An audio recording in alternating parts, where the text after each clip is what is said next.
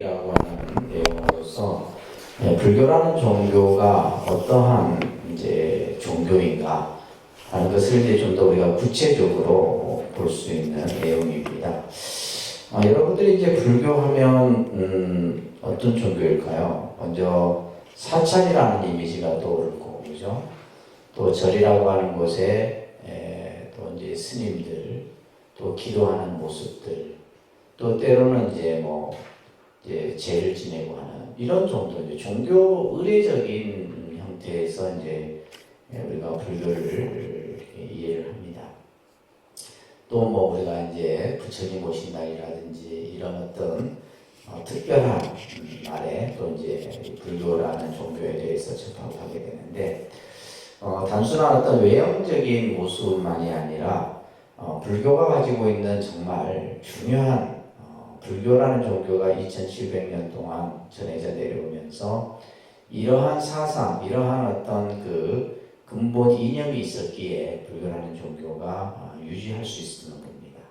그래서 오늘은 이제 그러한 불교가 가지고 있는 종교적 본질에 대해서 좀 살펴보는 시간을 가질 텐데요. 자, 먼저 이제 우리가 불교라는 말을 조금 이해를 해야 됩니다. 이제 종교마다 그 종교를 이제 떠오를 때 상징적으로 표현하는 표현이 있는데, 불교는 이제 자비, 깨달음, 성불, 그죠? 이런 이제 지혜의 종교 등등 이런 이제 표현들을 여러분들이 아마 들어보셨을 겁니다. 자, 먼저 보면 불교라는 의적 뜻을 조금 설명해 드리면, 그냥 우리가 한자대로 얘기하면 불교는 부처님의 가르침의 종교 이렇게 그냥 이해하셔도 틀린 것은 아니에요. 근데 이제 우리가 이 불이라고 하는 이제 이 한자로는 부처불자죠, 그죠? 부처불자입니다. 이 불이라고 하는 이 한자가 그냥 쓰여진 게 아니에요. 우리가 예를 들면 불자는 안이불도 있고, 그죠? 엄청나게 한자의 의미가 이제 많은데, 이 부처불이라고 하는 이제 한자를 사용하게 된 것은 실은 이제 우리가 불교에서 부처님을 표현하는, 그죠? 이 그 영어식 표기, 이제 그 인도 범어로서 이제 이렇게 표현을 합니다. 그래서 이 부처님을 우리는 그냥 붓다라고 이제 이 원래 초기 형태에서는 표현을 합니다. 사람들 붓다. 그래서 서가모니 부처님을 고타마 부타. 또는 이제 우리가 샤카모니 이런 이제 표현들이 있는데, 바로 이제 붓다라는 이제 의미가 바로 이제 우리가 영어식 표기에서도 이제 사용하고, 이제 인도 범어의 음으로도 이제 붓다 이렇게 표현합니다. 이것을 이제 중국 사람들이 그냥 붓다를 그냥 소리 나는 대로 한 거예요. 소리 나는 대로. 그래서 지금 제가 쓴 이 한자는 무슨 한자냐면 불타라고 하는 한자예요. 불타. 그러니까 이제 붓다를 계속해서 소리 나는 대로 해갖고 그냥 중국인들이 이렇게 한자를 이렇게 써놓은 거예요. 불타 이렇게, 그죠? 그래서 붓다를 이제 불타. 이런 이제 그 표현들이 불교 용어에서 굉장히 많습니다. 그래서 왜 그러냐 하면 먼저 이제 이 용어적 개념을 조금 이해를 해보면, 인도의 고대어가 이제 버머라고 하는 언어가 있어요. 우리는 일명 산스크리트어라고 합니다. 그런데 산스크리트어, 그렇죠. 산스크리트어라고 이제 줄여서 우리는 버머 이렇게 얘기해요. 그러면 이 인도 말로 된 이 고대어인 버머가 이제 중국으로 불교가 전래되면서 한문으로, 그죠? 한문으로 번역이 되겠죠, 그죠? 번역이 됩니다. 번역이 되고, 이것이 또 이제 우리나라로 와서 또 한글로, 그죠? 번역이 되겠고. 그리고 또 이제 예를 들면, 이제 불교가 또 어디로 전래되냐면 스리랑카라고 하는 동남아 쪽으로 불교가 전래가 됩니다. 그죠? 동남아. 그래서 버머를 기반으로 한 스리랑카에서 사용했던 고대어가 빨리어입니다. 빨리어라는 언어가 있어요. 빨리. 이것도 이제 스리랑카의 고대어예요. 그런데 이제 현대화되면서 이러한 여러 가지의 고대 언어들이 이제 뭐요? 영어로도 번역이 되고, 일어로도 번역이 되고, 그죠? 그 다음에 또 뭐예요? 프랑스어. 왜 프랑스어로 이제 이 불교의 가르침들이 번역이 되냐면, 스리랑카나 동남아 불교 국가들이 보면 프랑스 식민지 지배를 받아요. 그래서 자연스럽게 이제 프랑스의 그런 역사학자나 고고학자나 또 종교학자들이 불교를 접할 수밖에 없는 거죠. 그러다 보니까 프랑스어로 이제 그 다음에 또 이제 중국의 이제 큰 영역을 차지하고 있는 나라가 티벳입니다. 티벳이 중국의 땅덩어리의 거의 3분의 1 정도 엄청난 면적이에요. 그래서 예를 들면 지금 만약에 티벳이 분리독립이 되게 되면 중국은 소수민족으로 이루어져 있잖아요. 중국의 원래 한족을 중심으로 한 여러 이제 변방의 소수 50몇 개 정도의 소수민족으로 이루어져 있다. 근데 그 소수민족들이 이제 다 분리독립을 하게 되면 옛날처럼 소련과 같은 그런 현상이에요. 그래서 중국은 절대 티벳의 독립을 반대하는 거죠. 근데 이제 티벳이 이제 불교적 어떤 그런 정신을 가지고 있는 민족인데 바로 이제 이 티벳어로 이제 경전이 번역이 돼요. 티벳어. 이런 식으로 이제 예를 들면 불교의 언어들이 인도 고대의 범어로부터 한문으로, 빨리어로, 티베트어로, 영어로, 일어로, 프랑스어로 이렇게. 그러니까 쉽게 이제 우리가 여러분들이 불교가 어려운 게 아니라 뭐가 어려워요? 언어를 이해하는 게 어려워요, 사실.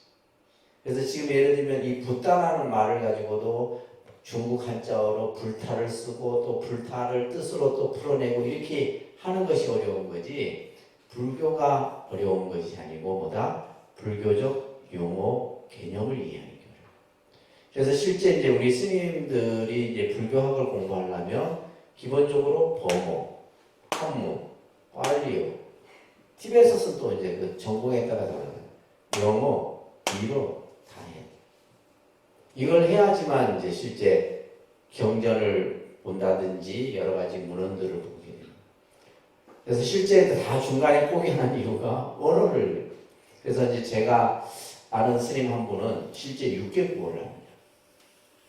6개 구호를 해서 가장 그러면 여기서 이제 기본적인 언어가 영어죠. 영어를 기반으로 해갖고 이제 언어들을. 그래서 언어를 잘하는 분들이 계세요.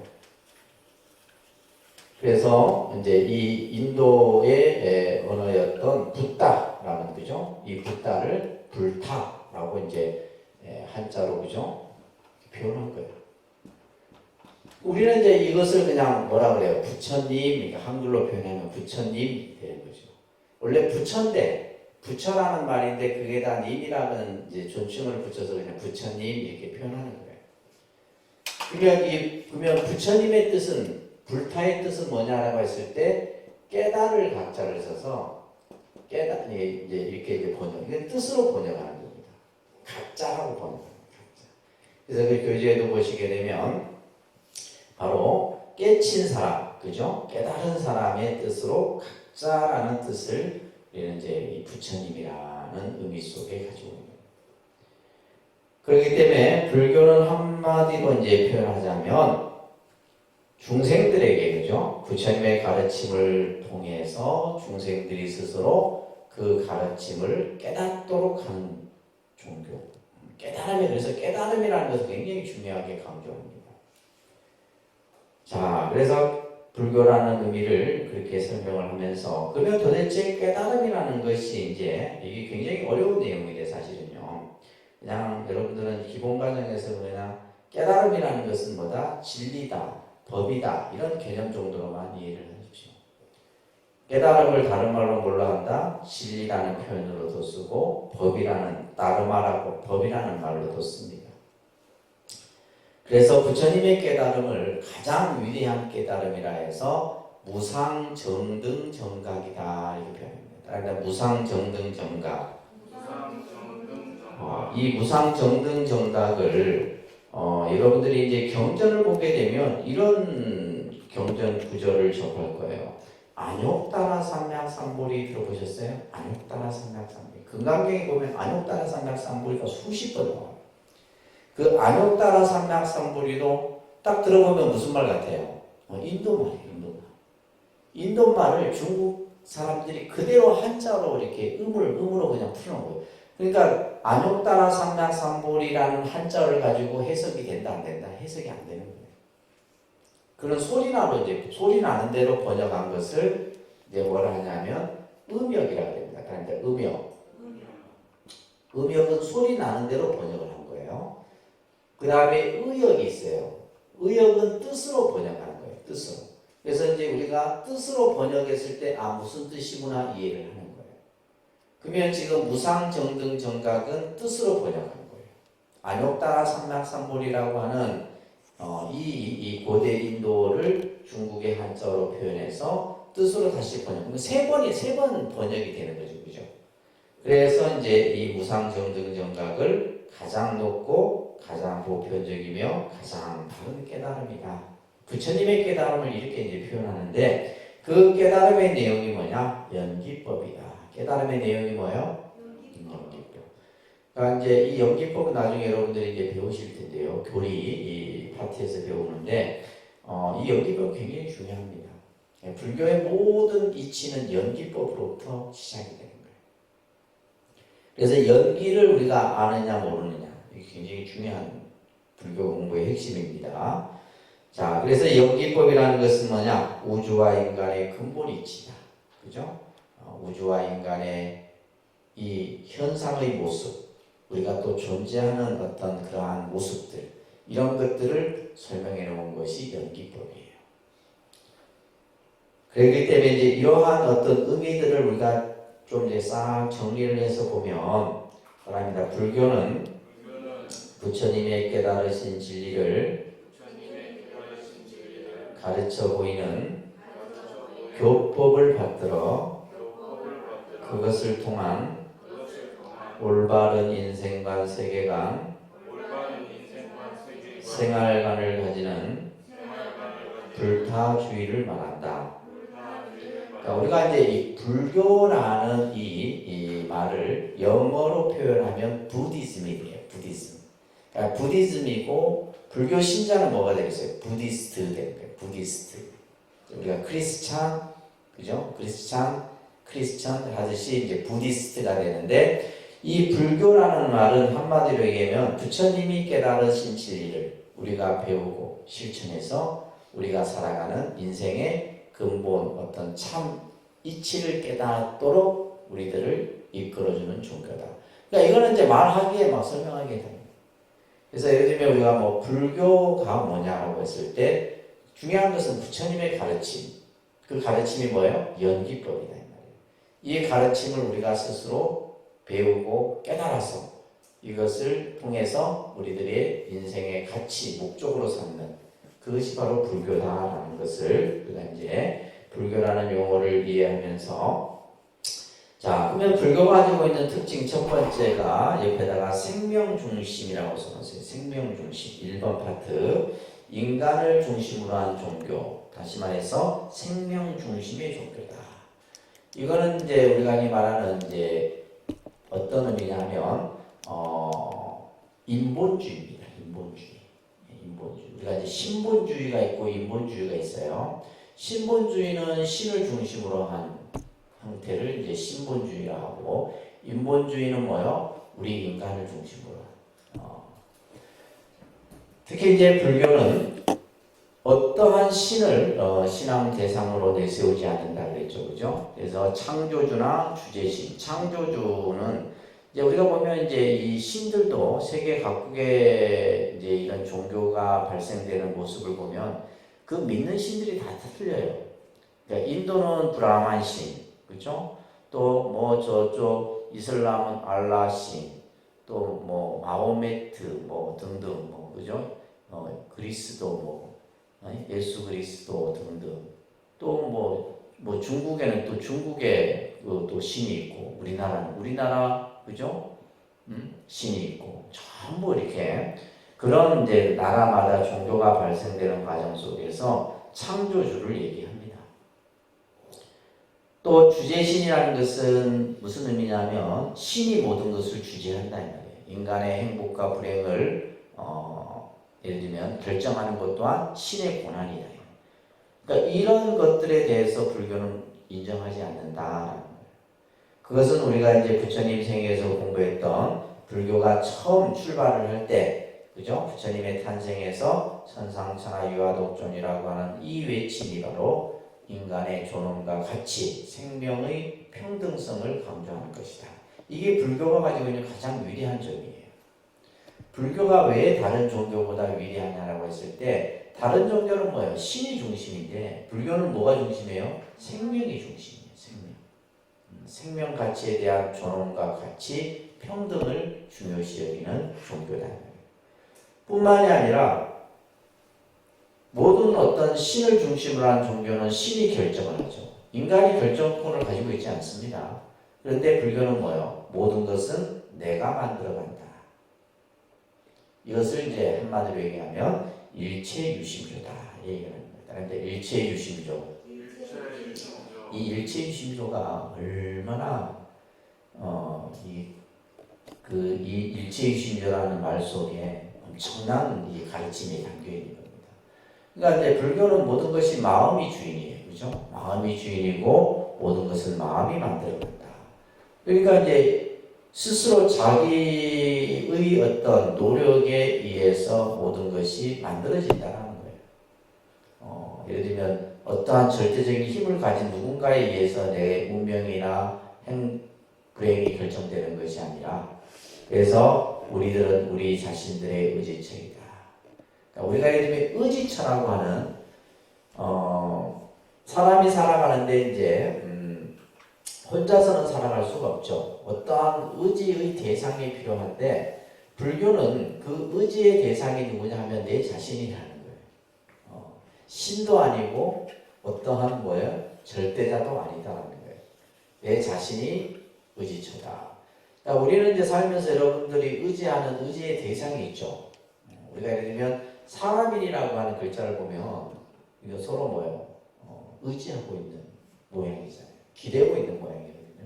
그래서 절대 혼자서는 살아갈 수가 없어요, 사람은. 근데 이제 우리는 보면 의지의 대상이 여러분들 뭐가 제일 의지의 대상이에요? 그죠? 자본주의에서는 돈이에요, 돈. 돈만 있으면 돼. 돈이 나의 인생의 최고의 의지의 대상이에요. 남편? 아니에요. 자식? 아니에요. 그러니까 자본주의. 근데 이 돈이라는 것이 정말 나를 의지할 수 있는 지탱이 되느냐? 안 된다는 거예요. 우리가 예를 들면 가족, 예를 들면 남편, 자식 이것도 아니에요. 이건 언젠가는 뭐예요? 유한하기 때문에 내 곁을 떠나는 것들이에요. 돈, 권력 다 마찬가지예요. 결국 내가 믿고 의지할 것은 누구다? 나 자신이다 이 말이에요. 그래서 부처님께서 다른 누가 의지처가 될 수 있겠느냐 이런 말씀을 하신 거예요. 또한 이와 더불어서 우리가 이제 부처님 생애에서도 봤던 명구조, 그죠? 따라합니다. 자등명, 법등명, 자기 자신을 등불로 삼고 법을 등불로 삼아라. 따라합니다. 자기 자신을 등불로 삼고 법을 등불로 삼아라. 예를 들면 이 말씀은 불교를 전체를 다 드러내는 가르침이에요. 자기를 등불로 삼아라. 그리고 법을 등불로 삼아라. 그러면서 밑에 보면 법을 보는 자 나를 보고 나를 보는 자 법을 본다. 이런 말이 이제 경전에 나오는데 이 스토리가 좀 있어요. 이 바깥이라고 하는 나이가 많은 노비군데 이제 몸이 아파서 임종을 앞두고 있던 비구였어요. 근데 이 바깥이라고 하는 비구는 출가를 해서 수행을 평생을 했지만 부처님을 한 번도 본 적이 없어. 그런 경우 있습니다. 출가를 했지만 부처님을 한 번도 본 적이 없는 거예요. 그래서 자기가 이제 병이 들어가면서 아프면서 혼자말로 내가 죽기 전에 부처님 얼굴이라도 한번 봤으면, 부처님 모습이라도 한번 막 보고 죽었으면 여한이 없겠다. 혼자말로 늘 이렇게 합니다.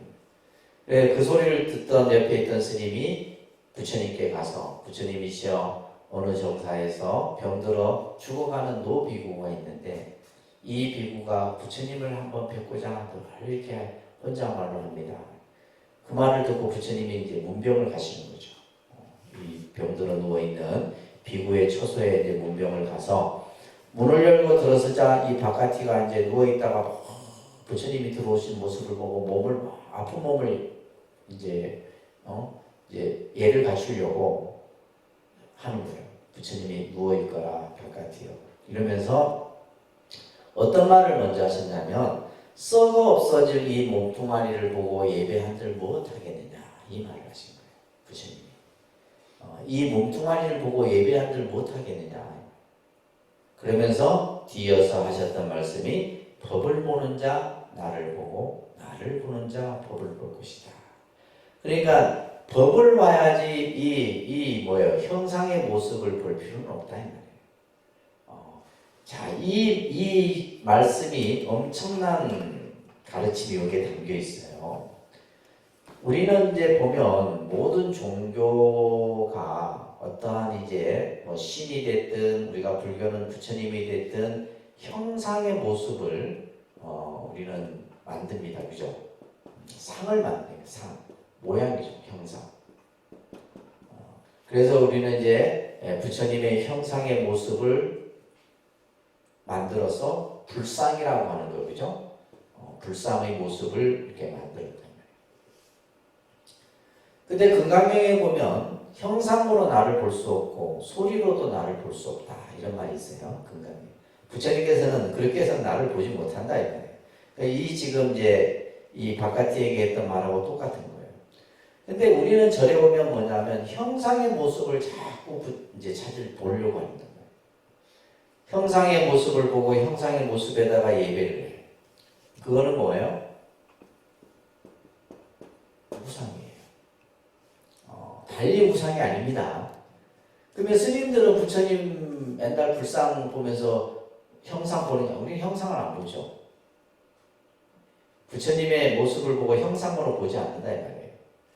자, 이 말은 무슨 말이냐면 이 얘기예요. 교회에 가면 예배당 안에 뭐가 있어요? 안 가봐서 모르시죠? 예배당 안에 십자가에 못 박힌 예수 그리스도의 모습이 다 있어요. 그죠? 성당에 가면 성모 마리아상이 있든지 하여튼 어떤 형상이 있어요. 형상 없는 종교는 없습니다.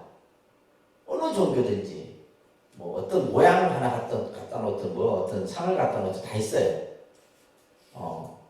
그래서 예를 들면 이 십자가의 모습에 못 박혀 있는 예수의 모습을 보고 그 기독교인들은 뭘 느낄까요? 이걸 보고 느끼셔야 돼요. 뭘 느껴요? 이걸 안 느끼면 그 사람들도 우상이에요. 맨날 우리 보고 우상이라는데 본인들도 똑같아. 근데 그 사람들은 이 예수 그리스도의 십자가에 못 박힌 그 모습을 보고 하나님의 은혜를 느낍니다. 이거는 뭐냐면 예수가 인간의 원죄를 짊어진 거거든. 인간의 모든 죄를 예수가 다 짊어진 거예요.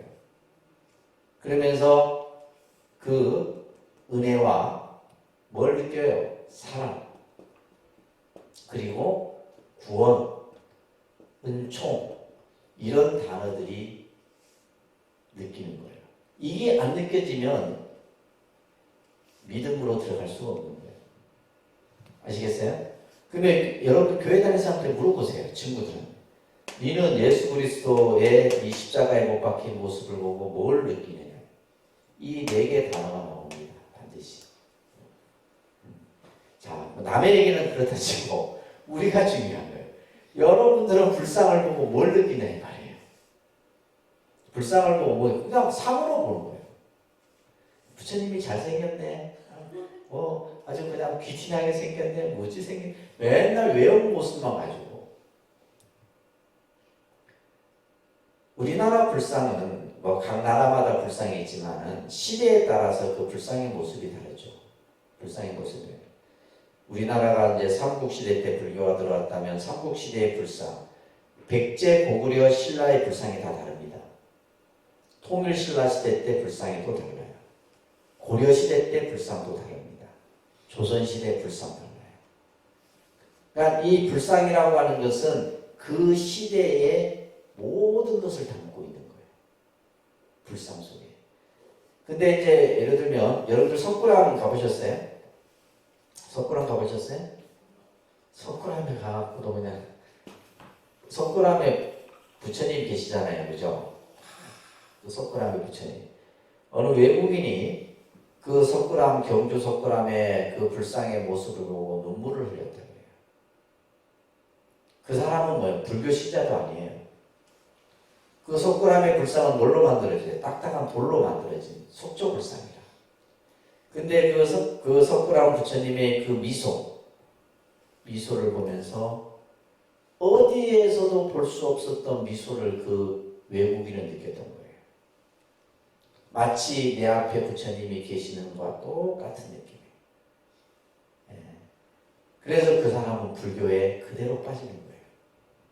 저렇게 부처님의 자비로운 뭐예요?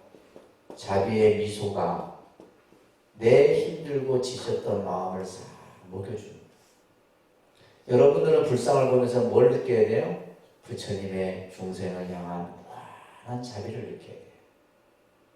이 자비가 느껴져야 됩니다. 아시겠어요? 근데 이게 그냥 난 느끼고 싶다 해서 느껴지는 게 아니야. 그것을 이제 우리가 신앙적으로 기도하고 내가 수행을 하면서 이런 것들이 느껴지는 거예요.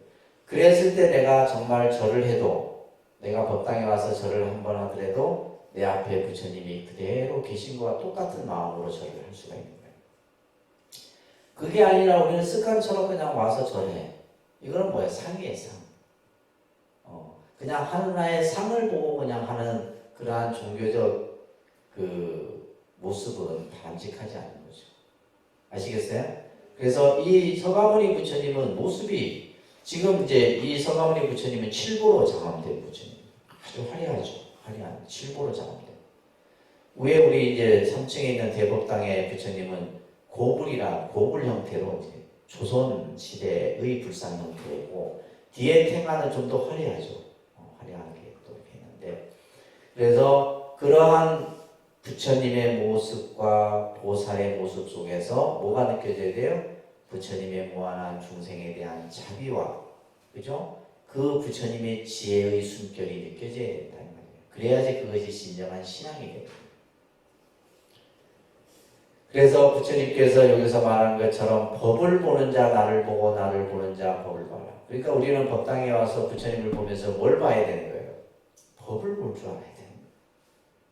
법을 보지 못하고 형상만 본다면 그것은 그죠? 아무런 의미가 없는 거다. 그래서 여러분들이 부처님 법이 무엇인지를 알고 그죠? 부처님이 우리들에게 주신 그 가르침이 무엇인지를 알기 위해서 우리가 공부를 필요로 하는 겁니다. 자, 그래서 불교는 인본주의, 그죠? 생명 중심의 종교다라는 것. 그것을 가장 중요한 가치 이념으로 삼고 있습니다. 아시겠죠? 두 번째는 불교는 깨달음의 종교입니다. 깨달음의 종교. 우리가 이제 이 깨달음이라는 말은 불교에서 너무나 많이 쓰고 있는 용어죠. 때로는 우리는 성불의 종교라고 얘기를 합니다. 반면에 서양의 종교는 구원의 종교입니다. 이게 달라요. 색깔이 느낌이 달라요. 깨달음과 그죠? 구원과. 그래서 이제 특히 불교에서의 깨달음은 내가 내 스스로 그 깨달음을 성취하는 것이지 부처님이 나를 깨닫게 해주고 누가 나를 대신해서 깨닫고 하는 게 아니다. 그래서 이제 우리가 보통 종교도 보면 자력 종교가 있고 타력 종교가 있어요. 신앙도 자력 신앙이 있고 타력 신앙이 있어요. 이런 개념들은 앞으로 여러분들이 공부하시면서 배우실 거예요. 자, 그 다음에 이제 이 세 번째 내용이 중요해요. 세 번째에다가 현실 중심의 종교다. 현실 중심이라고 좀 써놓으세요. 세 번째는 뭐다? 현실 중심의 종교다. 자, 요걸 조금 설명을 좀 들으셔야 돼요. 자, 우리가 이제 종교마다 그 종교의 어떤 그 중요하게 생각하는 그 어떤 기준점이 있어요. 기준점이 있는데, 자, 이걸 먼저 여러분들 보셔야 됩니다. 우리는 이제 시간으로 얘기할 때 과거, 현재, 그죠? 미래라고 하는 시간을 얘기를 하죠. 그죠? 과거, 현재, 미래. 그러니까 이 과거, 현재, 미래가 여러분들이 독립선언 오기 전에는 이미 과거의 시간이었어요. 지금은 현재의 시간이고, 또 수업이 마치고 집에 가는, 그죠? 그 시간은 다가올 미래의 시간이에요. 우리가 하루를 살면서도 과거, 현재, 미래가 똑같이 이렇게 나타나요. 어제는 과거의 시간이고, 오늘은 현재의 시간이고, 내일은 미래의 시간이고, 그죠? 이 시간. 근데 여기서 중요한 것은 현재의 시간의 기준으로 봤을 때 이 현재는 과거와 연결되어 있다는 사실을 꼭 기억하셔야 돼요. 또한 이 현재는 뭐예요? 미래의 시간하고도 연결되어 있는 거예요. 시간이 단절되어 있지 않습니다. 딱 뭐 과거, 현재 딱 끊어진 게 아니에요. 그 시간은 뭐예요? 연결되어 있어요. 그렇기 때문에 여러분들이 과거의 시간을 통해서 지금 현재의 시간을 지금 맞이하고 있는 거고, 현재의 시간이 또 뭐예요? 다가올 미래의 시간을 같이 담고 있는 거예요. 이걸 이제 우리가 생으로 얘기하면 과거는 뭐가 되겠어요? 전생이 됩니다. 과거는 무슨 생? 전생. 현재는 현생. 또 다른 말로는 금생 이렇게 표현합니다. 다른 데 현생, 금생, 현생과 금생이라는 용어를 써요. 그 다음에 우리가 다음 생을 내생이라고 해요. 다음 생은 뭐라 한다? 다가올 생을 내생이라고 해요. 자, 시간이 과거와 미래를 다 포함하고 있듯이 생도 마찬가지예요. 우리가 한 생을 두고 얘기할 때 현생을 중심으로 보면 지금 내 현생의 삶의 모습은 전생이 여기에 담겨져 있는 거예요. 지금 내 애가 살아가는 이 삶의 모습은 전생이, 그죠? 우리는 그 전생을 보지 못할 뿐이죠. 연결되어 있다고 생각하지 못하는데 그 전생에 내 업이 그대로 현생과 연결되어 있는 거예요. 그러면 지금 내가 현재 살아가는 이 모습은 뭐예요? 다음에 내 생과 그대로 연결돼요. 그래서 우리가 시간으로도 생으로도 이게 단절되는 게 아닙니다. 예를 들면 전생은 전생 따로, 현생 따로, 내생 따로 이게 아니에요. 불교는 그렇게 보지 않습니다. 아시겠죠? 그래서 근데 이제 사람들은 우리들은 뭐예요? 뭘 알지 못해요? 뭘 알지 못해? 그죠? 과거. 요것과 요것을 알지 못해요. 우리는. 지금 내가 현재만 그냥 내가 알고 있을 뿐이야. 그러니까 예를 들면 다가올 미래나 다음 생에 대한 불확실한 걱정을 가지고 있죠. 또 내가 지금 현생 살아가면서 내가 과거에 뭘 얼마나 잘못했길래 전생에 내가 무슨 업을 지었길래 지금 내가 금생에 이런 경우를 당하냐. 그렇게 얘기하는 사람 많잖아요. 그러니까 예를 들면 우리가 어떤 예기치 않은 상황이 생겨요. 요즘에 많이 일어나잖아요. 그냥 아무렇지도 않은데 갑자기 그냥 예전에 어떤 일이 제가 뉴스에서 딱 보면서 느꼈던 점이 뭐냐면 통도사에서 부산으로 가기에는 부산 톨게이트가 있어요. 톨게이트가 여러 개입니다. 지금이야 이제 하이패스가 있어갖고 했는데 그 당시는 하이패스가 없었던 시대. 전부 뭐예요? 돈을 다 이렇게 현금으로 주던 그 표하고 주고 이제 하고 나서 통과하는. 아마 톨게이트가 열 몇 개, 양산에서 이제 부산으로 내려가요. 근데 이제 여러분들도 한번 느끼실 거예요. 딱 저 한 400m부터 어느 곳으로 내가 갈 건가를 정해놓고 간단 말이에요. 그쵸? 그러니까 우리가 기본적으로 뭐냐면 차가 없는 쪽으로 내가 다 간다는 말이에요. 그러니까 화물차들은 화물차대로 이제 또 하겠지만은 근데 그때 당시 순간 어떤 일이 생겼냐면 뒤에 덤프 트럭이 그 한 라인을 그냥 밀고 지나가 버렸어요. 그러면 그거는 뭐예요? 내가 어느 것으로 갈 건지를 선택하고 갔는데 그런 일이 생겼어요. 근데 그걸 가지고 현재의 어떤 상황만으로 그것을 그 어떤 뭐 이유를 풀 수가 없는 거예요.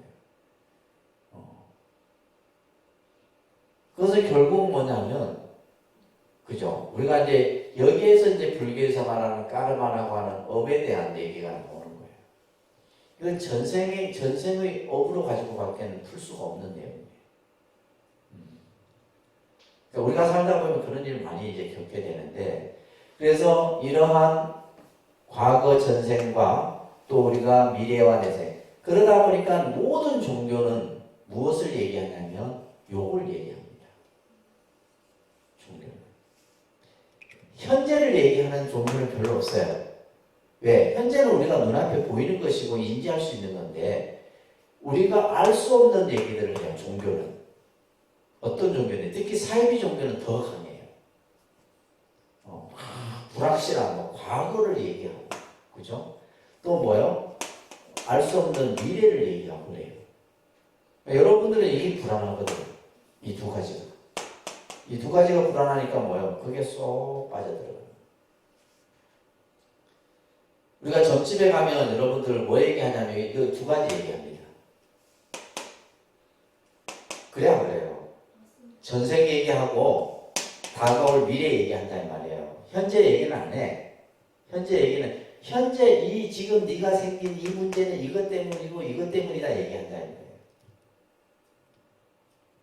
그래서 특히 기독교는 그들이 주장하는 것이 뭐예요? 내생이에요. 내생이 뭐 하는 거예요? 천국 가는 거잖아요. 천국이 그 사람들의 목적이거든. 근데 불교는 아니에요. 불교는 뭐냐? 여기에요. 오직 부처님만의 가르침이 그 기준이 어디에 있냐? 현재에 있다. 현재에 뭐가 있는 거예요? 지금 현실적인 내 문제. 이걸 해결하는 것이 불교입니다. 아시겠어요? 불교도 뭐 과거도 얘기하고 전생도 얘기하고 내생도 얘기하고 합니다. 하지만은 정말 중요한 것은 현재의 내가 풀어야 될 지금의 문제예요. 이걸 불교가 얘기를 하고 있다는 거예요. 그래서 불교는 모든 문제를, 그죠? 현실에 입각해서. 그래서 현실의 문제라고 하는 것은 결국 뭐냐면, 우리가 지금, 그죠?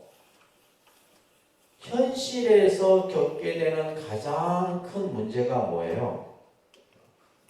그죠? 한마디로 얘기하면, 괴로움이에요, 괴로움. 이 문제입니다. 그러니까 부처님께서는 일체는 괴로움이다 이렇게 하셨어요. 중생의 세계는 괴로움의 세계다. 그러니까 이게 괴로움이에요. 근데 이 괴로움이라는 말을 여러분들이 잘 이해를 하셔야 되는데, 자꾸 불교가 괴로움을 강조하니까 어떤 사람은 불교는 너무 세상을 부정적으로 생각한다 이렇게 얘기해요. 아니에요. 현실을 있는 그대로 직시하는 거예요. 현실에. 그러니까 우리가 지금 보면 우리들이 살아가는 모든, 그죠? 현실적인 문제들. 그러니까 우리가 예를 들면 괴로움이 많다 보니까 우리는 우리 스스로 뭐 하다고 생각하는 거예요? 불행하다고 생각하는 거예요. 그러니까 우리나라가 행복지수가 제일 낮잖아. 여러분들이 좋은 집에 살고 좋은 차 몰고 맨날 맛있는 음식 먹어도 뭐예요? 늘 불행한 거예요. 스스로 행복하다고 생각하지 않죠. 근데 순간 행복하다고 생각하는데 우리가 예를 들면 순간 느끼는 행복은, 여러분들이 느끼는 행복은 이게 문제가 뭐냐면 짧다는 게 문제인 거예요. 예를 들면 내가 맛있는 음식을 먹으면 그 순간 맛있다 하고 끝나는 거예요. 근데 중요한 것은 뭐냐면 우리가 고통이나, 그죠? 불행은 뭐냐면 이 지속되는 시간이 길다는 게 문제입니다. 우리가 느끼기. 그래서 우리가 예를 들면 괴로움이 생기면 그 괴로움이 뭐예요? 1년, 2년, 10년 트라우마가 계속 가는 거죠. 근데 여러분들 행복이 지속되는 거 느껴보셨어요? 행복은 오래 지속 안 됩니다. 여러분들 자녀가 서울대 합격했다. 그 순간이에요. 그 다음부터는 뭐냐면 또 현실에 들어와서 또 그냥 또 나중에 취직 걱정해야 되고 또 계속 걱정거리 거리고. 그래서 불교는 뭐요? 이 현실의 문제가 모든 이 괴로움이라는 문제를 어떻게 뭐요? 이것을 해결할 것인가. 이게 불교입니다. 아시겠죠? 그래서 불교라는 종교가 사실은 위대한 부분이 이 부분이에요. 여러분들 이걸 아셔야 됩니다. 그래서 불교는 현실의 문제를 직시해서 그 문제의 원인을 찾아 해결하는 데 있다. 그래서 그 밑에 이제 설화 얘기를 제가 잠깐 소개해 드려야 되는데, 기사고탐이라고 하는 외아들을 둔 어머니가 있었는데 아들이 태어나자마자 바로 죽습니다. 그래서 이 기사고탐이라는 어머니는 그 죽은 아들을 품에 안고 아들을 살려달라고 막 이 마을 저 마을 다니면서 막 애원을 하는 거죠. 거의 실성을 한다시피 해요. 그러다가 어느 누가 저 기원정사에 가면 부처님이 계시니 부처님께 아마 부탁을 하면, 부처님께 애원을 하면 부처님께서는 아마 살려주실 수 있을 것이다. 그래서 이제 이 기사고타미가 죽은 아들을 품에 안고 부처님이 계신 정사로 가죠. 그러면서 부처님 앞에서 울면서 막 그냥 통곡을 합니다. 우리 아들 살려달라. 그래서 부처님이 이 기사고타미의 마음을 진정시키고 나서 너가 내가 시키는 일을 한다면, 할 수 있다면 내가 너의 아들을 살려주겠다 이 얘기를 해요. 그래서 뭐든지 부처님이 시키는 일이라면 다 하겠다. 그래서 부처님이 이 어머니에게 어떤 것을 얘기를 했냐면, 지금 마을에 가서 집집마다 죽지 않은 집, 죽음을 경험해 보지 않은 집이 있거든. 그 집에서 쌀 한 대를 얻어와라. 그래서 이 기사고타미가 오로지 뭐예요? 그때는 그 순간에는 아들을 살린다는 생각밖에 없었을 거 아니에요. 그래서 이 집에 가서 물어봐도 다 뭐 젊어서 죽은 사람, 늙어서 죽은 사람, 어린아이로 죽은, 집집마다 죽지 않은 집이 아무도 없는 거예요. 그냥 10몇 집, 20몇 집을 지나고서야 그때 문득 딱 깨달은 거예요. 아, 사람은 태어나면 누구나 죽는구나. 어린아이가 됐든 청년이 됐든 노인이 됐든, 그죠? 누구나 죽음이라는 사실을 스스로 뭐야? 받아들인 거예요. 자기 아들의 죽음을 받아들인 거예요. 그때서야 이제 자신의 어리석음을 깨닫고 정사로 와서 부처님께 참회를 하고 자기 아들을 장례를 치르고 뭐요? 비구니가 됐어요. 근데 이 이야기에서 뭘 얘기를 하냐면, 내가 처음에 이 이야기를 접했을 때 부처님이라면 충분히 죽은 사람도 살려낼 수 있다. 근데 그것이 현실의 문제를 해결하는 길은 아니다라는 거예요. 현실의 문제는 뭐냐면 이 지금 내가 직면한 이 괴로움을 바로 직시하는 것이 중요한 거예요. 그래서 이 기사고타미의 설화가 이제 경전상에서 설해지고 있는 겁니다. 그래서 불교는 현실 중심의 종교다라는 거 아시겠죠? 불교는 상대주의적 입장을 갖는다라는 것을 이제 연기적 관계라고 써놓으세요. 연기적 관계. 그래서 이 연기적 관계라고 하는 것은 서로 말 그대로 관계성을 불교는 얘기하고 있다. 인간과 자연, 나와 너, 모든 이 우주의 삶의 모습을 연기적 관계로서 설명을 하고 있는 것이 상대주의적 입장입니다. 이것은 나중에 이제 연기법을 우리 공부할 때 보실 거고요. 그 다음에 불교는 관용의 종교다 해서 불교를 전파하는 과정에서 종교를 명분으로 전쟁을 일으키지 않은 종교는 불교뿐이에요. 그러니까 모든 종교는 사실은 십자군 전쟁이라든지 이슬람 교도라든지 회교나 이런 종교들은 무수한 전쟁을 일으켰거든요. 나라를 뺏고 이러면서 침략을 하면서 그 종교를 전파했는데, 불교는 한 번도 그러지. 그 나라에 예를 들면 인도의 불교가 중국으로 건너갈 때 중국의 왕들이 불교를 받아들여요. 우리나라로 불교로 갈 때 삼국시대의 왕들이 불교를 받아들입니다. 그래서 크게 어떤 불교는 순교의 역사가 없죠. 근데 우리는 이제 예를 들면 기독교가 우리나라에 들어올 때 얼마나 천주교가 박해를 받았어요. 그게 이제 문화의 충돌에서 비롯되는 거거든. 이제 그래서 불교는 관용의 종교다라고 얘기를 하고, 여섯 번째, 불교는 불국토 건설을 목적으로 해요. 부처님의 세계를 이룩하는 것이 불교가 지향하는 목적입니다. 그래서 불국토 건설. 우리는 이제 가장 이상적 세계를 말해요. 그것을 우리는 극락이라고도 하고 정토라고도 합니다. 신라인들은 자신들이 꿈꿨던 부처님의 세계를 만들었죠. 그것이 어디예요? 경주 서라불입니다. 경주라는 그 도시가 부처님의 세계를 불국토를 장엄해 놓은 거예요. 그래서 경주 남산에 가면 곳곳에 불상과 탑이 있었고, 그죠? 그것이 만약에 훼손되지 않았으면 어마어마하겠죠. 그리고 경주 시내 안에 황룡사라든지 분황사라든지 얼마나 많은 사찰들이 있어요.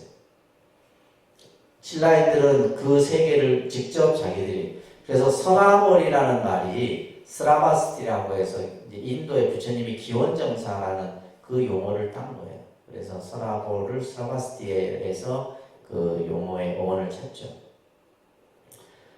그 다음에 일곱 번째 보면, 이제 일곱 번째가 중요한 내용인데, 불교는 진리의 종교다라고 얘기를 합니다. 옆에다가 과학의 종교라고도 써놓으세요. 과학의 종교. 불교는 진리의 종교고 과학의 종교입니다. 우리가 과학이라고 하는 것은 합리적인 거죠. 그죠? 합리적이고 논리적인 것. 그리고 어떠한 검증을 통해서 그 검증의 사실을 만들어내는 것이 과학입니다. 특히 이제 왜 불교가 합리적이고 과학적 종교냐 하면, 여러분들이 이제 불교 공부를 하다 보면 어떤 이론이라든지 이런 개념들이 그냥 단순 그냥 뭐 이렇게 허무맹랑하게 만들어진 개념이 아니에요. 그래서 아인슈타인이 1939년에 프린스턴 대학에서 강연을 할 때 이런 얘기를 했어요. 현대의 과학적 요구에 상응하는 종교를 꼽으라고 한다면 나는 불교라고 말하고 싶다. 그러니까 아인슈타인이 누구예요? 과학이 아버지잖아요. 그래서 가장 과학적 종교는 불교다라고 얘기해요. 그것은 그만큼 이제, 그러니까 여러분들이 그냥 불교 생각하면 그냥 단순히 뭐 이 정도의 개념만 알고 있기 때문에. 지금 여러분들 예전에 이제 아마존이라는 사이트가 있죠. 지금은 이제 모든 쇼핑몰을 다 이렇게 오픈해서 하게 됐는데, 예전에는 서점만 했었어요. 아마존이. 그래서 세계의 모든 서적을 가장 먼저 이렇게 세계에 배포하는 곳이 아마존 사이트인데, 그 아마존 사이트에서 가장 많은 책이 나오는 것이 불교 책이에요. 그 책이 다 뭐로 되어 있겠어요? 영어로 되어 있어요. 그러면 그런 책들이 어디에서 나와요? 세계 각 나라의, 그간이 말하는 미국 같은 경우에 아이비리그 대학, 뭐 콜롬비아, UCLA, 뭐 프리스턴 이런 대학에서 불교학 연구소들이 다 있어요. 그런 데서 불교를 연구하고 또 불교에 대한 인문학이라든지 이런 것들이 이제 나오는 엄청난 겁니다. 여러분들이 생각하는 생각 이상이에요. 예. 그래서 그런 이제 어떤 학문적 입장에서도 불교에 대한 연구하는 분야가 굉장히 폭넓게 자리 잡고 있습니다. 자, 왜 진리의 종교냐 하면, 자, 밑에 보시게 되면, 불교는 형이상학적인 가르침에 대해서 이것을 인정하지 않습니다. 형이상학이라는 것은 뭐냐면, 알 수 없고 볼 수 없는 얘기들이에요. 알 수 없고 볼 수 없는 거. 가장 대표적인 게 뭐예요? 전생, 오지 않는 내생. 이런 것들은 형이상학입니다. 그래서 불교는 알 수 없고 볼 수 없는 것은 설하지 않습니다. 왜 설하지 않느냐? 그죠? 깨달음에 도움이 되지 않는다라고 표현되어 있는데, 그 밑에다가 현실 문제를 해결하는 데 도움이 되지 않기 때문이에요. 그러니까 불교의 핵심은 뭐냐면, 지금 내가 현재의 문제를 어떻게 이것을 해결할 것인가에 있는 것이지, 뭐 죽고 나서 뭐 극락을 가고 천당을 가고 이거는 아무 문제가 안 돼요. 그러면서 이제 이 유명한 비유가 나오는데 이거는 여러분들이 꼭 기억하셔야 됩니다. 독화살의 비유입니다. 독화살의 비유. 그래서 우리가 앞전에 이제 검은고의 비유를 여러분들이 아마 들어보셨을 거 다 잊어버렸는데 그죠? 검은고의 비유가 있고 독화살의 비유가 있어요. 이 유명한 비유입니다. 비유라는 것은 부처님이 여러분들에게 이해하기 쉽도록 하기 위해서 예를 든 거잖아요. 자, 이 독화살의 비유는 이제 간단하게 설명해 드리면 이런 내용이에요. 말루카푸타라고 하는 이 수학 전공 청년이에요. 그러니까 수학을 하는 사람들은 논리적이고 합리적입니다. 머리가 좋다 이 말이에요. 그죠? 수학이나 과학을 하는 사람들은. 그래서 굉장히 논리적이고 합리적인데 이 청년이 이제 어느 날 부처님께 와서 부처님이시여 제가 가지고 있는 몇 가지 궁금한 점이 있는데 그 질문에 답을 해주신다면 저는 부처님의 가르침을 따르겠습니다. 만약에 답을 해주시지 않는다면 저는 불교를 믿지 않겠습니다. 그래서 이 말루카푸타라는 청년이 질문했던 내용이에요. 세계는 상주하느냐 무상하냐. 쉽게 말해서 이 세계는 영원하냐 영원하지 않느냐, 유한하냐 무한하냐, 유한도 무한도 아니냐 뭐 이런 식의 이제 우리가 볼 때는 말장난이죠. 그죠? 그 다음에 신체와 영혼은 동일하느냐 다르냐, 예를 들면 사후에 영혼이 있느냐 없느냐 뭐 이런 것들 마찬가지예요. 부처님이 사후에 존재하느냐 존재하지 않느냐 이건 우리가 알 수 있는 거예요. 그죠? 우리가 인지할 수 없는 내용들이잖아요. 이런 이제 질문들을 14가지를 질문을 하게 되는데 여기에서 부처님은 침묵을 합니다. 침묵. 이 침묵으로 하는 설법을 무기설법이라고 그래요. 다른 말 무기설법. 우리가 설법이라 해서 뭐 저처럼 계속 설명하고 이게 아니에요. 때로는 아무 말 하지 않는 것도 설법이다 이 말이에요. 부처님이 아무 말 하지 않았어요. 침묵을. 그래서 이 청년은 화가 나서 가버렸어요. 화가 나서 가버리고. 그리고 나서 한참 후에 부처님의 제자인 아난이 부처님이시여 부처님이라면 그 청년의 질문에 충분히 답을 해 주실 수 있을 텐데 왜 답을 해 주시지 않았습니까? 라고 해요. 그러자 부처님이 이런 얘기를 합니다. 만약에 어떤 사람이 독화살을 길을 가다가 누군가의 쏜 독화살을 맞아. 그러면 사람들이 이제 몰려들어서 사람이 쓰러지니까 이제 빨리 독화살을 빼서 독이 더 이상 퍼지지 않도록 해야 될 거 아니에요. 근데 이 어리석은 사람은 뭐예요? 독화살을 누가 쐈으며 독화살의 성분이 누구고 어떤 사람이 나에게 억한 심정이 있어서 나 이걸 알기 전에 뽑지 말아야 해요. 그럼 어떻게 되겠어요? 죽고 마는 거죠. 지금 당장 급한 것은 뭐예요? 빨리 독화살을 빼서 독이 더 이상 퍼지지 않도록 독을 빼내는 것이 우선이다. 마찬가지다. 지금 내가 이 청년에게 세상에 유한한들, 무한한들, 영혼이 있는들, 없는들, 부처님이 존재한들, 존재하지 않는 아무런 현실의 문제 해결하는데 아무런 도움이 되지 않는다. 이게 유명한 독화살의 비유입니다. 그래서 이 지금 그죠? 현실의 문제를 어떻게 해결하느냐가 중요한 것이지. 예를 들면 우리가 지금 무슨 사후에 천당을 가고 그죠? 천당을 가는 거 본 사람 있나요? 아무도 없습니다.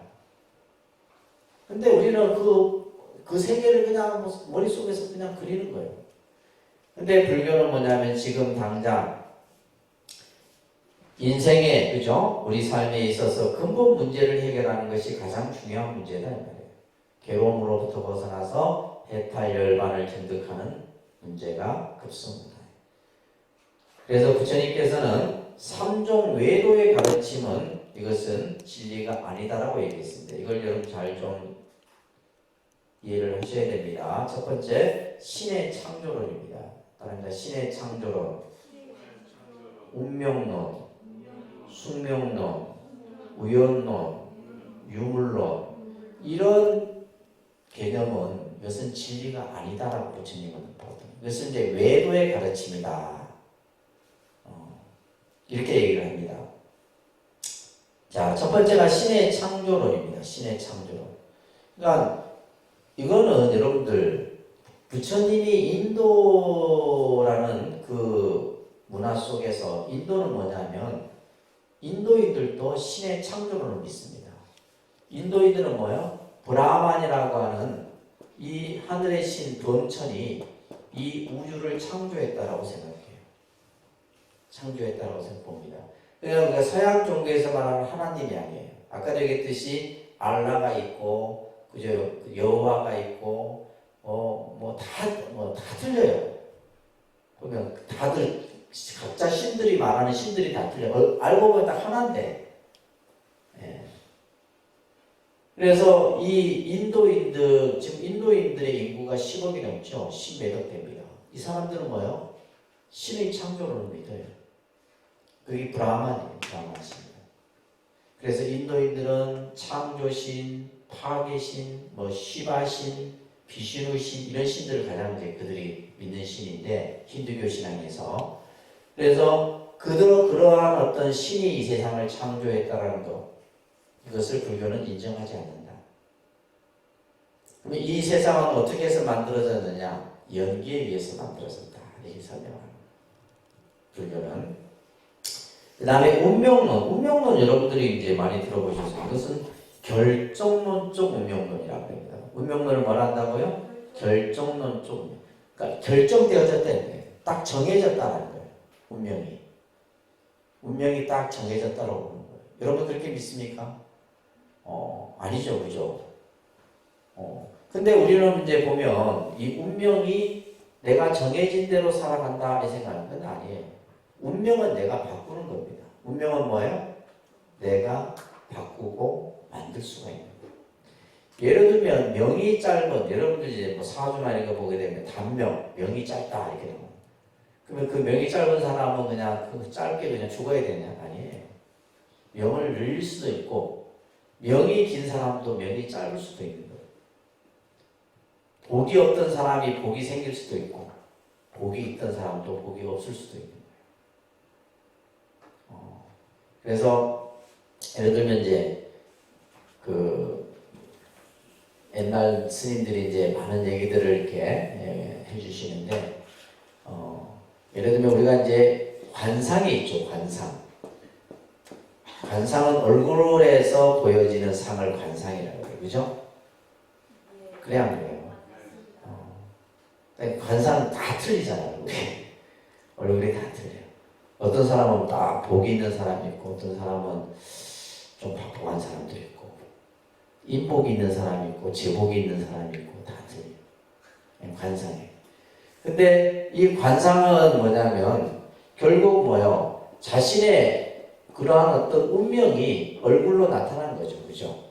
자신이 가지고 있는 그러한 복운 또 안 좋은 것들 이런 것들이 이제 나타나는데 사실은 이 관상보다 더 중요한 게 뭐냐면 심상이에요. 뭐라고요? 심상이에요. 그래서 옛날에 어느 스님이 어느 이제 부잣집을 이렇게 이제 늘 자주 이렇게 드나들었던 부잣집이었는데 이제 그 집에 갔더니 그 아이 하나가 있었는 거예요. 아이 하나가.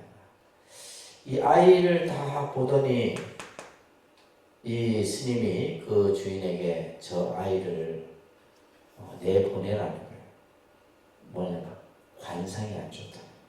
저 아이를 집에 두면 집안이 망할 것이다. 그래서 이제 이 사람이 이제 이 아이를 내보냈어요. 내보냈는데 이 아이가 그날 아침 비가 막 내리는데 그 개미들이 이렇게 줄지어 가다가 물에 떠내려 가더래요.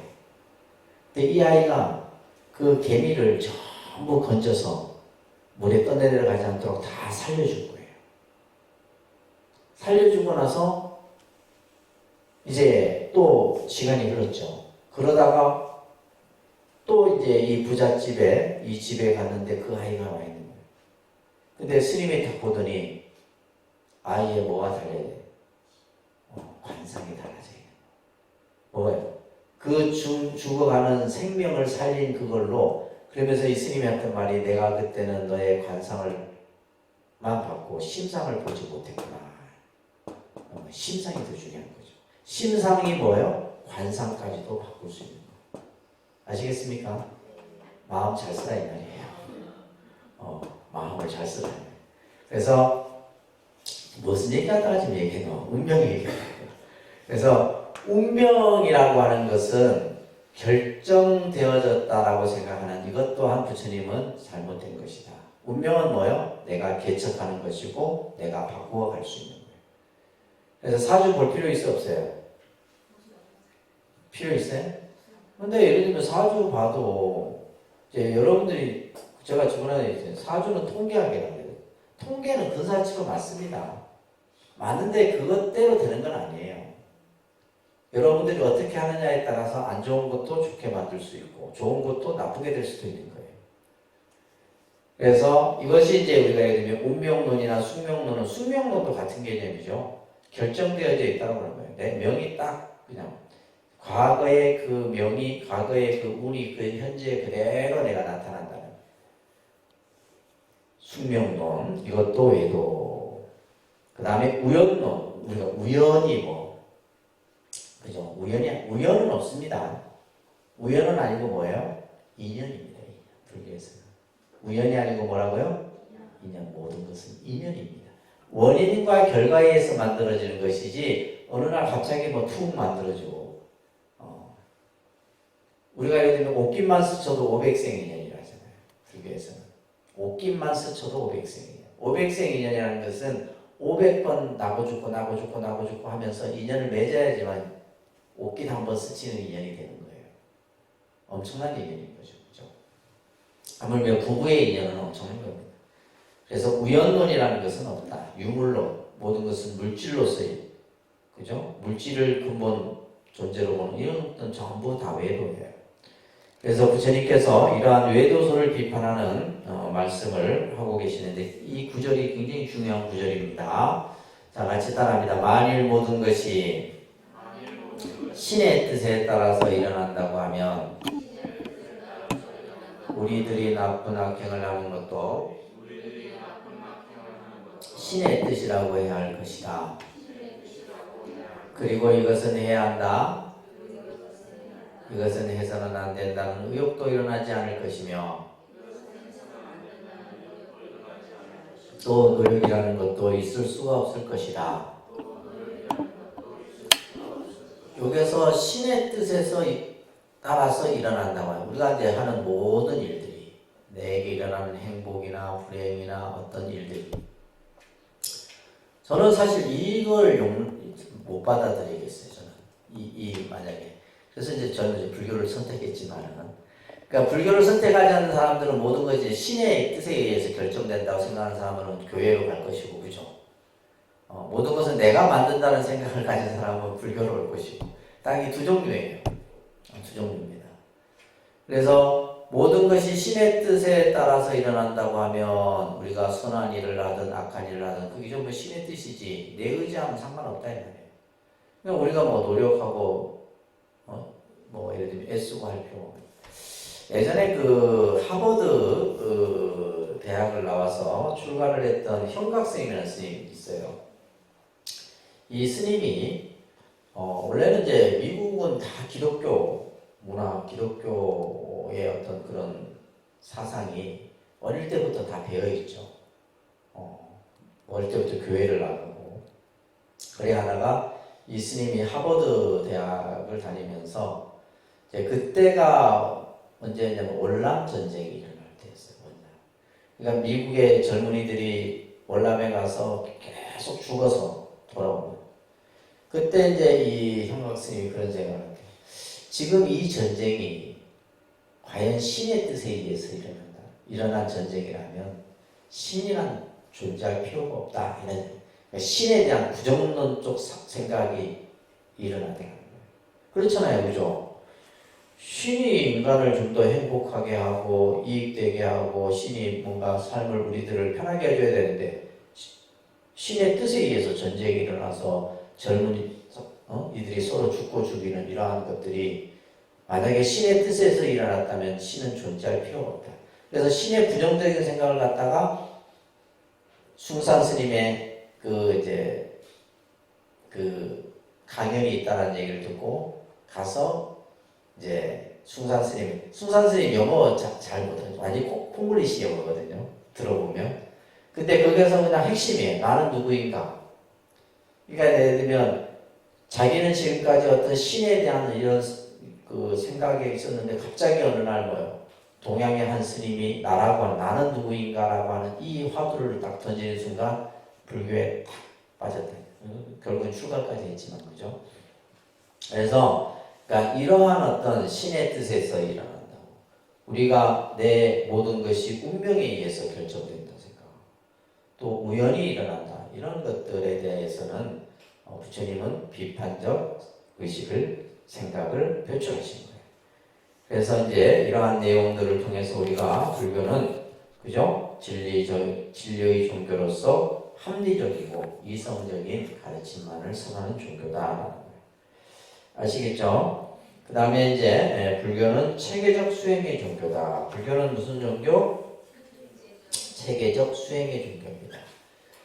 사실은 이제 이 공부도 여러분들이 이제 공부 방법을 잘 알아야 되고 또 어떻게 그 공부를 해 나가야 되는 이런 어떤 방법론을 잘 익히셔야 됩니다. 그렇지 않으면은 공부가 그 자리에서 그냥 왔다 갔다 하다 끝나버려요. 자, 먼저 우리는 불교의 공부를 이렇게 설명을 합니다. 따릅니다. 신해, 행증, 따릅니다. 신의 행정. 이 네 가지를 가지고 이제 이게 총괄이에요. 사실 어떻게 보면. 자, 첫 번째 신은 뭐예요? 이거는 이제 믿음입니다. 그죠? 바른 믿음. 그래서 첫 번째 우리가 이제 갖춰야 될 것이 믿음이에요. 그 다음에 믿음이 갖춰짐과 동시에 우리는 뭐예요? 해는 뭐냐면 올바른 이해입니다. 해는 뭐예요? 올바른 이해. 자, 이 두 가지는 쌍이에요, 쌍.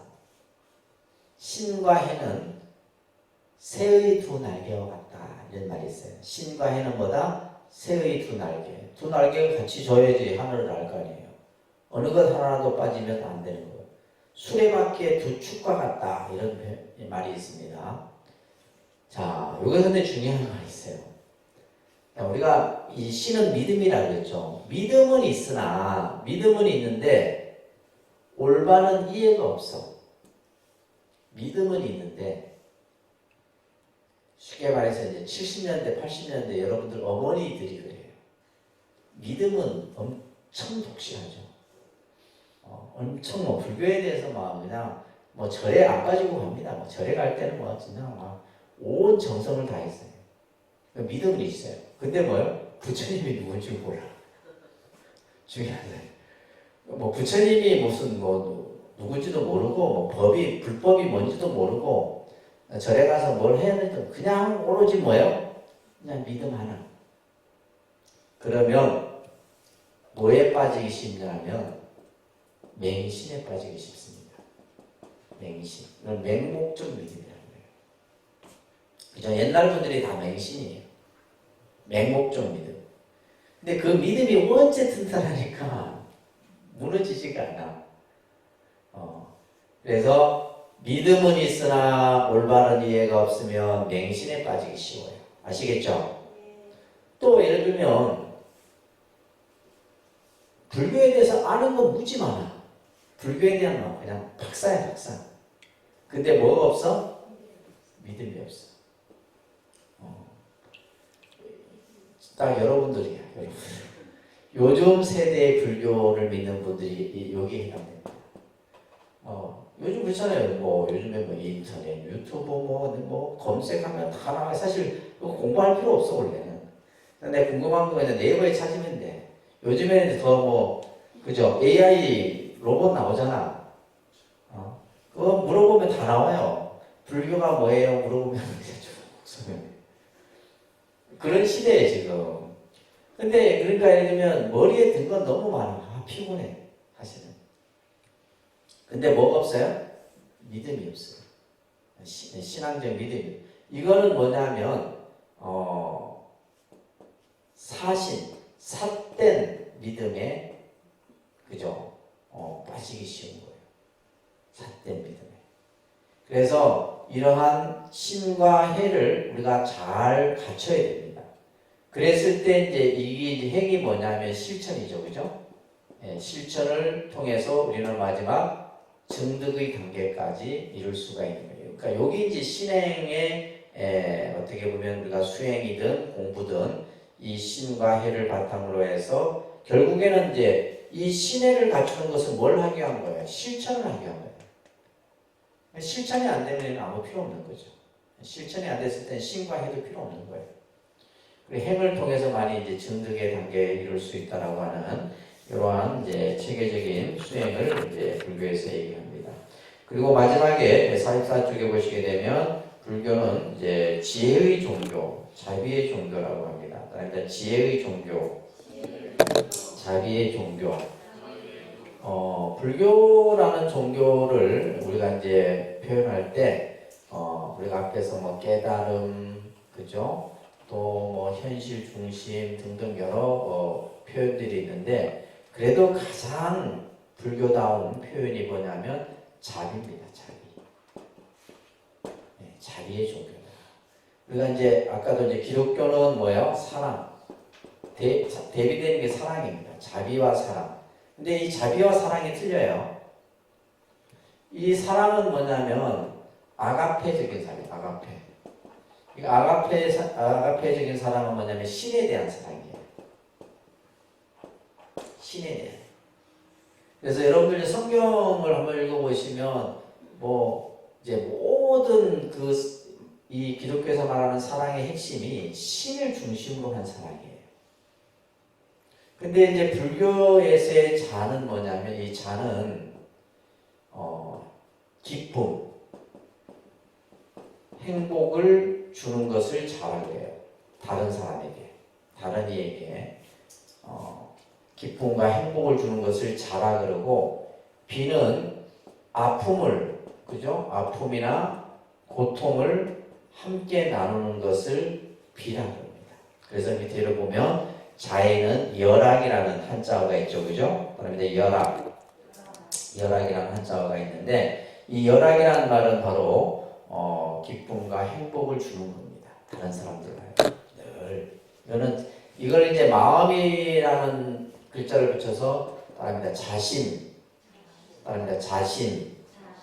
비심 이렇게 이제 표현하기도 하고 그냥 이 두 단어를 같이 합해서 자비심 이렇게 표현하기도 하는 거예요. 그러니까 자비심. 용어는 막 갖다 붙였다 막 떼었다 막 합니다. 그래서 자심은 기쁨과 행복을 주는 마음이에요. 다른 사람을 늘 기쁨을 주는. 그런 사람이 있죠, 그죠? 어떤 사람은 항상 그 사람만 있으면 즐겁고 행복해. 그런 것을 주는 좋은 어떤 선한 기운을 주는 사람이 있어요. 또 이 비심은 뭐냐면 상대의 아픔과 고통을 함께 나누는 마음. 이게 이제 비심인데 이것을 이제 우리는 동체대비라는 말로 표현합니다. 그러니까 동체대비. 동체는 한 몸이다 이 말이에요. 쉽게 얘기해서 여러분들 자식이 아프면 여러분들도 아프죠. 그건 동체이기 때문에 그래요. 자식과 나는 한 몸이기 때문에 그래요. 근데 이제 그게 우리가 이제 행하는 이 자비는 내 가족, 나하고 관련된 사람에게 한정돼 있어. 이제 그러면 안 되는 거예요. 불교는 모든 일체 중생, 그죠? 모든 일체 중생을 향해서 자와 비의 마음을 내야 된다. 이 얘기를 하는 거예요. 그래서 이제 아까 이제 기독교에서 말하는 사랑은 신을 믿는 자에게만 한정되어 있는 내용이에요. 근데 불교의 자비는 뭐예요? 일체 모든 중생을 향한 자비예요. 그래서 그 범위 자체도 다릅니다. 그리고 이제 또 하나가 불교를 지혜의 종교라고 합니다. 불교는 무슨 종교? 지혜의 종교라고 해요.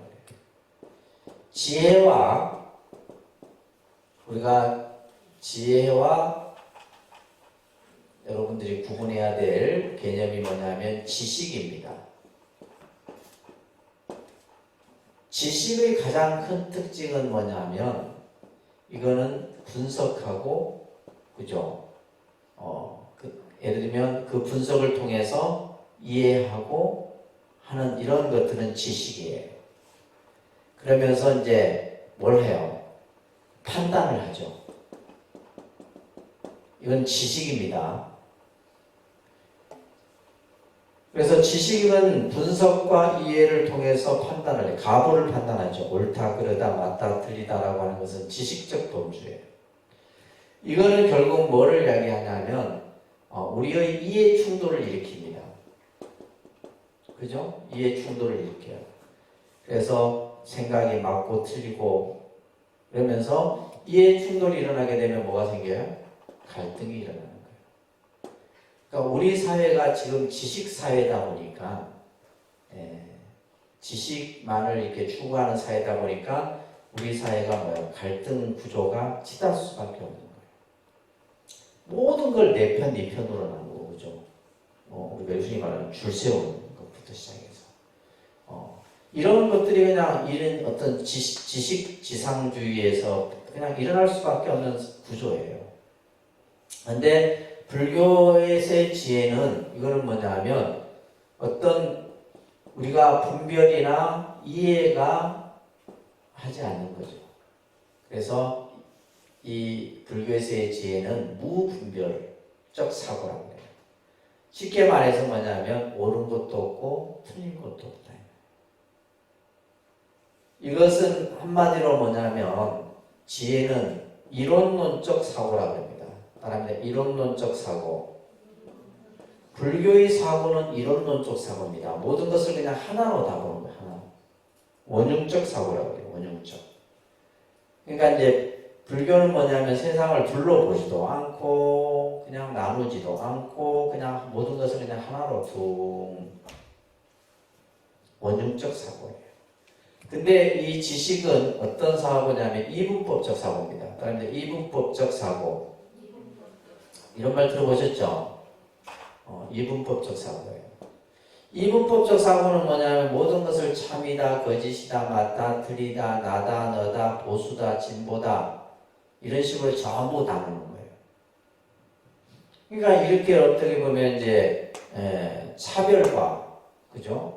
이런 어떤 현상들로 인해서 갈등 구조가 나타날 수밖에 없는 거죠.